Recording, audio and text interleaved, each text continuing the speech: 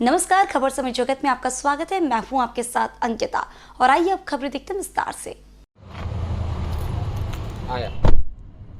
भोपाल प्रदेश कांग्रेस मुख्यालय में प्रदेश कांग्रेस अध्यक्ष और पूर्व मुख्यमंत्री कमलनाथ की उपस्थिति में मुंगावली के कद्दावर नेता राव यादवेंद्र सिंह यादव ने अपने हजारों समर्थकों के साथ कांग्रेस पार्टी की सदस्यता ग्रहण की। इस अवसर पर पूर्व मुख्यमंत्री दिग्विजय सिंह, प्रदेश कांग्रेस के पूर्व अध्यक्ष अरुण यादव, पूर्व मंत्री जयवर्धन सिंह, विधायक गोपाल सिंह डग्गी, राजद सहित अनेक पदाधिकारियों बड़ी संख्या में मुंगावली से आए कार्यकर्ता मौजूद रहे।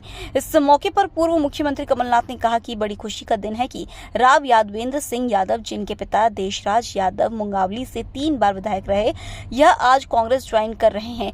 यादवेंद्र स्वयं जिला पंचायत के सदस्य रहे हैं, जिला पंचायत के अध्यक्ष रहे हैं। इन्होंने बिना किसी दबाव के, बिना किसी प्रलोभन के अपने मन से तय किया कि मध्य प्रदेश के भविष्य को सुरक्षित रखने के लिए हमें कांग्रेस के साथ जुड़ना है।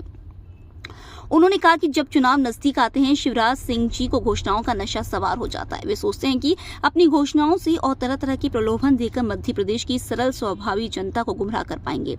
राव यादवेंद्र सिंह यादव ने कांग्रेस पार्टी की सदस्यता ग्रहण करते हुए कहा कि कमलनाथ और कांग्रेस पार्टी की नीतियों विचारों ने मुझे प्रेरणा दी और मेरे हजारों समर्थन कमलनाथ जी के साथ कांग्रेस पार्टी की सरकार बनाने के लिए कटिबद्ध है। यही नहीं, मुंगावली ही नहीं, अशोकनगर की तीनों सीटों पर कांग्रेस को जिता कर देंगे। उन्होंने कहा कि मेरे साथ जो हजारों की संख्या में समर्थक यहाँ आए हैं, वे स्वयं ही यहाँ आए हैं। जब भी चुनाव नजदीक होता है, अब 6-7 महीने बचे हैं चुनाव में, शिवराज सिंह जी को घोषणाओं का नशा आता है और ये सोचते हैं कि इन घोषणाओं से मध्य प्रदेश की साधारण सरल स्वभाव की जनता को वे गुमराह कर पाएंगे और घोषणाएं और तरह तरह के प्रलोभन देना हर शासकीय क्षेत्र हुए, नौजवानों के लिए हुए, पर ये 18 साल में जिस तरह इन्होंने धोखा दिया है, जिस तरह ये 18 साल का जवाब नहीं दे पा रहे। विकास यात्रा निकाली थी 160 विधानसभा सीटों में, उस विकास यात्रा का विरोध हुआ और छिंदवाड़ा आते तो कहते हैं मैं कमलनाथ की राजनीति को, कमलनाथ के भविष्य को गाड़ दूंगा, कहते हैं मैं कमलनाथ का अंत करूंगा। मैं ऐसी भाषा का उपयोग नहीं करता। मैंने तो कहा कि गाड़ने की बात करते, हाँ मैं भी गाड़ूंगा, मैं बेरोजगारी को गाड़ूंगा, मैं महिला के अत्याचारों को गाड़ूंगा, मैं भ्रष्टाचार को गाड़ूंगा।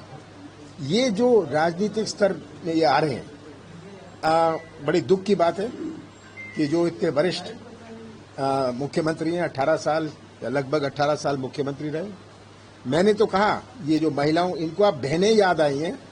पहले ये मामा बनते थे, किसान के बेटे बनते थे। किसान के बेटे जब बने, सबसे ज्यादा आत्महत्या देश भर में मध्य प्रदेश में हुई। मामा बनते थे, सबसे ज्यादा अत्याचार महिलाओं पर हुआ, हमारे आदिवासियों पर हुआ। ये हमारे केंद्र के जो आंकड़े हैं, मैं उस आधार पर ये कह रहा हूं। मैंने कहा है कि जहां तक बहनों का प्रश्न है, हम बहनों को 1500 रुपए हर महीने देंगे। और जहां गैस सिलेंडर की बात है, मैं उस दिन नरसिंहपुर में था, सबने मांग उठाई, जो ये मांग उठाई कि 500 रुपए में, हम 500 रुपए में गैस सिलेंडर देंगे। इसमें कोई शक नहीं कि कांग्रेस की सरकार बनने जा रही है।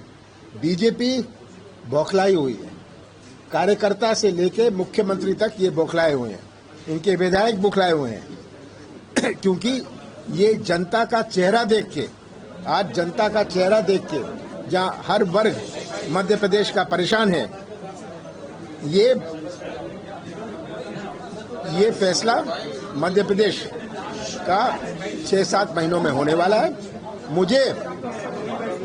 मैं संतुष्ट हूं मध्य प्रदेश के मतदाताओं से कि ये मध्य प्रदेश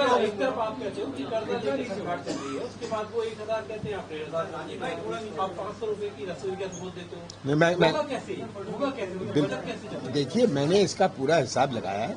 जो वचन पत्र होगा, ये भारतीय जनता पार्टी के प्रलोभन देने वाला हमारा वचन पत्र जो हम लाएंगे वो नहीं होगा। हर चीज में कितना खर्चा लगता है मैंने सोच के रखा है। मुझे तो कहा गया था किसानों का कर्जा भी माफ नहीं हो सकता, पर 27 लाख किसानों का कर्जा माफ हुआ। अब कैसे, मुझे तो अधिकारी कहते थे कभी नहीं हो सकता। मैंने कहा जो नहीं हो सकता आप अपना कमरे का ताला बंद कर लीजिए, आप घर बैठिए, ये मैं करूंगा। और ये किया। आज जहां जहां मैं जाता हूं मैं पूछता हूं कर्जा माफ हुआ, मैं जानता हूं एक एक जिले में कितना कर्जा माफ हुआ है, एक एक ब्लॉक में कितना कर्जा माफ हुआ है। मैं तो ये प्रश्न पूछता हूं, जनता अपना हाथ उठाती है। तो ये पहला किस्त था। दूसरा किस्त चालू था जब हमारी सरकार नहीं रही। तो आज ओलावृष्टि हुई है, पूछिएगा नीमच और मंदसौर के लोगों से, जब अतिवृष्टि हुई थी उनको कैसे मुआवजा मिला था। अब ये कह रहे हैं मुआवजा मिलेगा, ये मुंह चलाने की बात है। जब उनके पास पहुंच जाए, कितनों के पास पहुंचेगा। आपने 10% को मुआवजा दे दिया। ये केवल ओलावृष्टि की बात नहीं है, जो अतिवृष्टि से क्षति हुई है, जो नुकसान हुआ है किसानों का, उनके बारे में कुछ नहीं कह रहे कि बहुतों का ओलों से ज्यादा अतिवृष्टि के कारण नुकसान हुआ है। मेरा परिवार, मेरे पिताजी जनसंघ के टाइम से भारतीय जनता पार्टी के कार्यकर्ता रहे और उन्होंने बड़े छोटे स्तर से भारतीय जनता पार्टी को, जब गुना जिला हुआ करता था, खड़ी करने में बड़ी मेहनत की।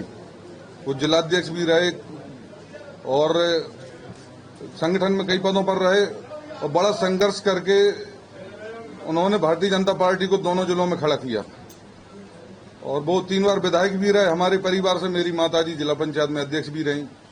अभी वर्तमान में मैं, मेरी पत्नी और मेरी मां जिला पंचायत के सदस्य हैं और हमारा जो परिवार रहा है वो भारतीय जनता पार्टी की बड़ी सेवा की हमारे परिवार ने।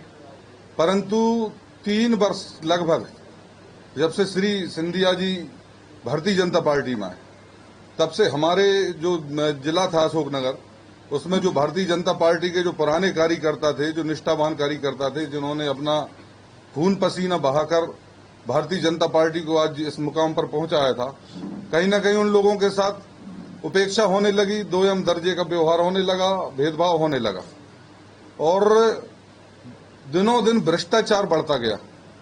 स्थिति ये हो गई अशोकनगर में कि 5-5, 6-6 किलोमीटर, 7-7 किलोमीटर शहर से बाहर जो अनुसूचित जाति के व्यक्तियों, हरिजन, आदिवासियों एवं अन्य लोगों की जमीनें थी, वो जमीनें नहीं बची, या तो छुड़ा ली गई या किसी न किसी तरीके से उन पर कब्जे कर लिए गए। बड़ी बड़ी कॉलोनियां हमारे जो भारतीय जनता पार्टी के नेता हैं, जनप्रतिनिधि हैं, वो काट रहे हैं। आप लोगों ने भी सुना होगा, कोई कॉलोनी करती है तो वो बीघा में होती है, एकड़ में होती है, 2-5 किलोमीटर में। आपने शायद पहली बार सुना होगा, अशोकनगर में 1.5-2 किलोमीटर की कॉलोनी माननीयों के द्वारा काटी जा रही है। इतना भ्रष्टाचार, जिनके पास आज से 3 साल 4 साल पहले 5 साल पहले जो चुनाव हुआ था, उस टाइम चुनाव के लिए मतलब स्थिति खराब थी, पैसा नहीं था। आज वो 1-1 हजार 500-500 करोड़ रुपए के मालिक हो। मुर्में नहीं बच रही, राशन नहीं बच रहा और तमाम प्रकार का जो भ्रष्टाचार है वो लगातार चल रहा है। इस स्थिति से हम व्यथित हो गए बहुत ज्यादा और कहीं ना कहीं हमारे जो कार्यकर्ता थे, जो हमसे जुड़े हुए लोग थे, उन्हें कहीं ना कहीं केसबाजी में या किसी न किसी तरीके से प्रताड़ित किया जा रहा था लगातार। जब मैं बहुत दुखी हुआ, लगातार अंदर से घुट रहा था 3 साल से, जब मैंने क्षेत्र में जनता से बात की, हमारे कार्यकर्ताओं से बात की कि भाई अब क्या करना चाहिए, तो सभी की एक ही आवाज थी कि भैया आप तो एक काम करते हैं, अब सब लोग मिलकर अपन कांग्रेस ज्वाइन करते हैं। तब जाकर हमने विचार किया कि हम कांग्रेस ज्वाइन करेंगे। बीजेपी के अत्याचार की वजह की कांग्रेस। खबर समय जगत के लिए भोपाल से संवाददाता आदित्य सराठी की report. For latest news, subscribe to our channel and press the bell icon